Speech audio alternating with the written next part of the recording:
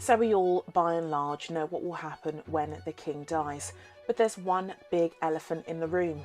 What happens to Camilla? Some think she disappears from public life entirely. Others think she becomes the grandmother figure of the family. And some even think she becomes more powerful and her titles remain the same. But the reality is far more nuanced, structured and deep-rooted in centuries-old traditions that many have never heard of. And if you stick around to the end, I'll reveal one rule about Camilla's future title and position that most people get wrong. So let's dive into the full reality of what happens to Camilla when King Charles dies. Welcome to In Summary. To fully understand her future, we must first start with the moment everything changes. When a monarch dies, the transition is immediate. There's no waiting period, no ceremonial gap, and no moment when the throne is unoccupied.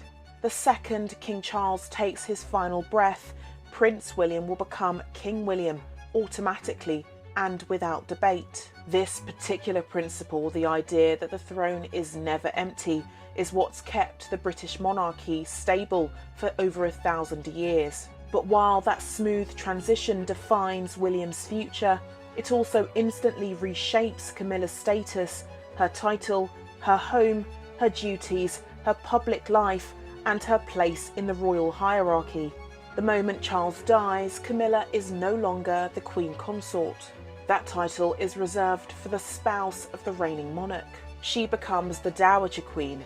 Now, this title might be unfamiliar if you don't follow royal history, but it's the correct title for any widow of a king. Queen Elizabeth, the Queen Mother, held this title when her husband King George VI died, and Camilla would follow the same pattern, though with one important difference. She cannot be called the Queen Mother because she is not the mother of the next monarch, King William. The title Queen Mother is not a ceremonial nickname. It's a literal title based on parenthood.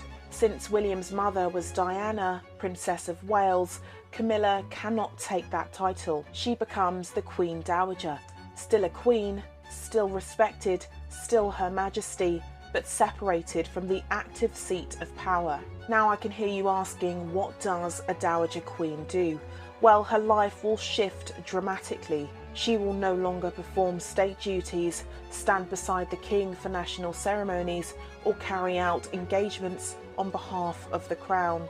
These responsibilities will transition immediately to William and Catherine. Camilla's role, on the other hand, will become more reflective and private. She may continue supporting a few charities that have defined her public life, such as advocacy for domestic abuse survivors, literacy programs, and animal welfare, but she will not be front and centre in royal duties. Instead, she steps into a quieter, dignified presence, someone who remains part of the royal family but no longer represents it. Her day-to-day life would slow down significantly. State banquets, overseas tours, military ceremonies and national events would no longer be her responsibility. This change isn't a demotion.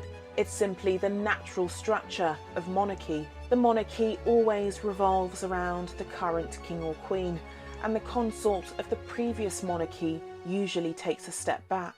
This is how the institution establishes stability and clarity. If you think about it, two queens performing state duties at the same time, well, that will just create confusion.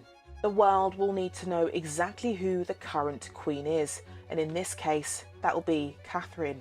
Another question that many people ask is, where will Camilla live? Well, this will depend on arrangements made between Camilla, the late king's estate, and the new monarch. In the past, when a monarch dies, the primary royal residence becomes the home of the next monarch. So if Charles's main residence at the time of his death is Clarence House, Windsor Castle, or Buckingham Palace, Camilla would move out to make room for King William and his family. But of course, Camilla will not be forced out onto the street. She's likely to retain a royal residence appropriate for her role as Dowager Queen, or she may choose to live in her privately owned home, Raymill House, where she enjoys her privacy and is most comfortable. This house has always been a sanctuary for her, away from the cameras and official duties. so it would make sense for her to retreat there during her later years. At the same time, Camilla will continue to receive security and support, even though it will be scaled down.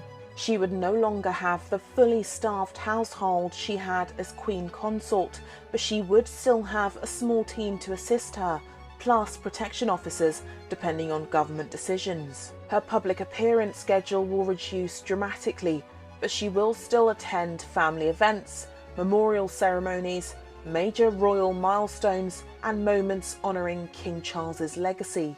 Think of the Queen Mother after King George VI died.